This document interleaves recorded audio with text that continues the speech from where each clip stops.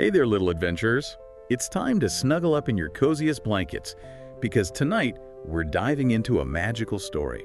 A magical story perfect for winding down before sleep. Exactly. And this one is about two brothers, Isaac and Jacob, who just love to run. They lived near Blackheath Common in London. It was their giant playground. Wow, I wish I had a playground that big. So every morning, Isaac and Jacob would put on their running shoes and head out. Yeah, they'd go for a run.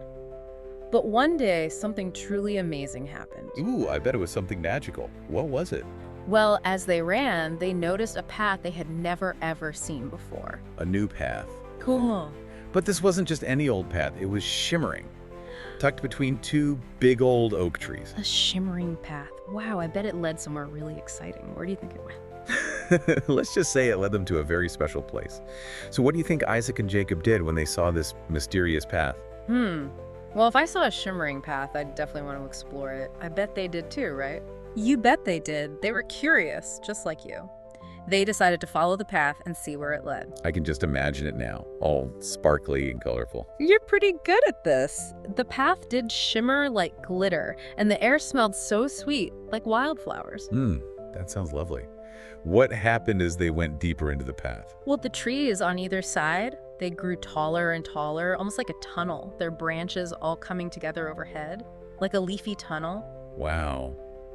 It sounds like they were entering a whole different world. Did they see any animals along the way? Oh, they sure did. In fact, they ran into a very special little brown rabbit hopping along the path. Ah, bunny rabbit. Was he friendly? Oh, very friendly. But this wasn't just any rabbit. This one could talk. Whoa, a talking rabbit. Now that's something you don't see every day. What did he say to Isaac and Jacob? Well, he hopped up to them all cheerful and said, "Hello there." He told them he was the guardian of this special path. The guardian of the path? Cool. So what was he guarding it from? He was guarding all the secrets and magic of this special place. And you know what? He even offered to be their guide. That's so nice of him. Where did he take them? He led them deeper and deeper into this secret place until they reached a beautiful clearing. A clearing. What was it like? It was bathed in warm sunlight with soft green grass and colorful flowers everywhere. It sounds so peaceful. Did they meet anyone else there? Oh, yes, they did. Sitting right in the middle of the clearing was someone very special, someone very wise. Ooh, I wonder who it could be. Was it a magical creature like a unicorn or a fairy? Well, not quite a unicorn or a fairy, but definitely magical in his own way. It was Eldwin the tortoise. A tortoise. Was he, slow and sleepy? Well, he was old, very, very old, and definitely wise, but not sleepy at all. Oh. So what was so special about Eldwin? Eldwin had been watching over this secret world for ages and ages. He was like a living library full of stories and secrets. Wow, I bet he had some amazing stories to tell. Did he share them with Isaac and Jacob? He did.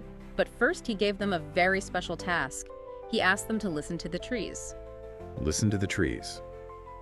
But trees don't talk, do they? Ah, but in this magical place they do. Each tree whispers its own stories of everything that's ever happened in the forest. Wow, that's incredible. I wish I could hear the trees whisper their secrets. So what did Isaac and Jacob do? Did they try to listen? They did. They leaned in close to the trees and closed their eyes, listening carefully. Can you guess what they heard? This is a tough one. Maybe stories about animals. You got it. They heard all sorts of stories. One tree whispered a story about a tiny mouse who helped a mighty lion escape from a hunter's trap. Oh, what a brave little mouse. What other stories did they hear? Another tree told them about a beautiful flower hidden deep within the forest. A hidden flower. What was so special about it? This flower, well, it could heal any wound, but it was guarded by thorns and brambles, very difficult to reach. Oh no, I bet it was hard to find. Did anyone ever find it? Yes. A kind-hearted girl, she found it. And she used the flower to heal people and animals who were hurt. That's a beautiful story. It sounds like the forest has so many stories to tell. It does. Stories of kindness, stories of courage, just like the ones we hear in our world. It's like the whole forest is sharing its secrets with them. Exactly. And Eldwin, he explained that every single tree held a memory, a story just waiting to be heard. That's amazing. So what did he want Isaac and Jacob to do with all these stories? He asked them to remember these stories and, most importantly, to share them with everyone. What a wonderful task. So did they. Did they share the stories? They did. But before we find out what happened, let's take a moment and imagine we're in that magical forest with them. Ooh, that's a great idea. Close your eyes, everyone, and imagine you're walking along that shimmering path with Isaac and Jacob. What do you see? What do you smell? Maybe you can even hear the trees whispering their secrets. Just for you. Let your imagination run wild. Wow, that was an amazing trip to the forest. I can almost still smell those wildflowers. It's amazing what our imaginations can do, right? It really is. So Isaac and Jacob had just heard all those incredible stories from the trees. What happened next? Well, remember that friendly rabbit who was their guide? Uh-huh. The talking rabbit? That's him. Well, he led them back along the shimmering path the same way they came in. Did the path stay there after they left? Or did it disappear? It's like the forest had a secret. As they walked, the path seemed to shimmer and fade behind them, like it was tucking itself away. So it was like their own secret path that only appeared when they needed it. Exactly. It was like the forest was playing hide and seek.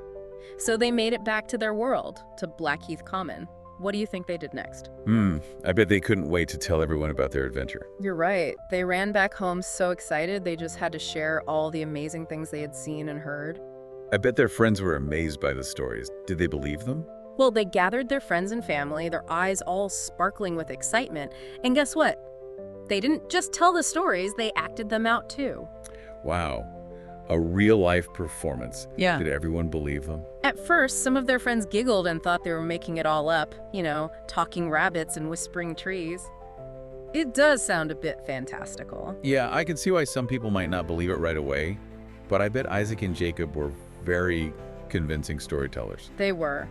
As they described the shimmering path, the sweet smell of wildflowers, and the wise old tortoise, their friends started to imagine it too. So even though their friends didn't go on the adventure themselves, they could still experience it through the stories. That's the magic of storytelling. It allows us to share experiences and let others see the world through our eyes, even if they weren't there with us. That's so cool. So they shared the story of the path and the rabbit. But what about the stories the trees whispered? Like the brave mouse and the magic flower? Oh, they definitely shared those too. Those were their favorite stories to tell. They told everyone about the tiny mouse who was brave enough to help the mighty lion, and how even the smallest creature can be a hero. That story reminds us that we can all be brave and make a difference, no matter how small we might feel. Exactly. And they told the story of the kind girl who found the magical healing flower, reminding everyone about the power of kindness and never giving up. I bet their friends loved hearing all these stories. Did they learn anything from them? Oh, absolutely. They learned that courage and kindness aren't just things you find in fairy tales. They're all around us in our everyday lives. And they realized that they could be brave and kind too, just like the characters in the stories. It sounds like Isaac and Jacob's adventure wasn't just about finding a secret world, but also about discovering important lessons and then sharing them with everyone else. That's a great way to put it. Their journey reminds us that we all have stories to tell. Stories that can inspire, teach, and remind us of the wonder and magic in the world. And guess what? You have stories too. Yeah. Our listeners have their own amazing stories to tell. Maybe they've seen a shooting star or rescued a little ladybug or helped a friend. And sharing those stories, those real-life adventures, well, that can make the world a brighter place. It's like we're all storytellers in our own way. What happened next with Isaac and Jacob? Did they ever go back to that secret world? That's a great question. Let's find out. So, did Isaac and Jacob ever find that shimmering path again? Did they ever make it back to that secret world? Well, they went back to the common every day, looking for that secret path between those two big oak trees. I bet they really wanted to see that talking rabbit and Eldwin again. Yeah, but no matter how hard they looked, the path seemed to have vanished, like it was never there. Oh, that's too bad. It makes you wonder if maybe they imagined the whole thing. Well, they never forgot their magical adventure, that's for sure. Yeah, I bet they kept those stories safe in their hearts. They did, and the funny thing is, even though they couldn't find that path again, they started to notice magical things everywhere they went, even in their own backyard. Really, what kind of magical things?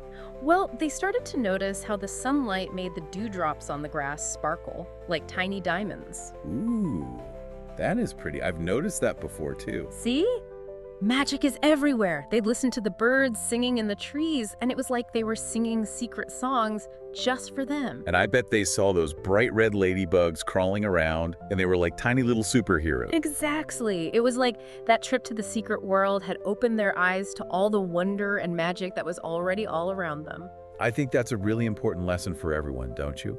We don't have to go searching for magic in faraway lands. It's right here in our own backyards, if we just take the time to look. That's right. You just have to remember to look closely, listen carefully, And most importantly, use your imagination. So next time I'm outside, I'm going to keep my eyes peeled for magic. I might even find a four-leaf clover or see a rainbow after the rain. And maybe you'll even hear the trees whispering their secrets just for you. Wow. Well, I think that's a great place to end our deep dive tonight.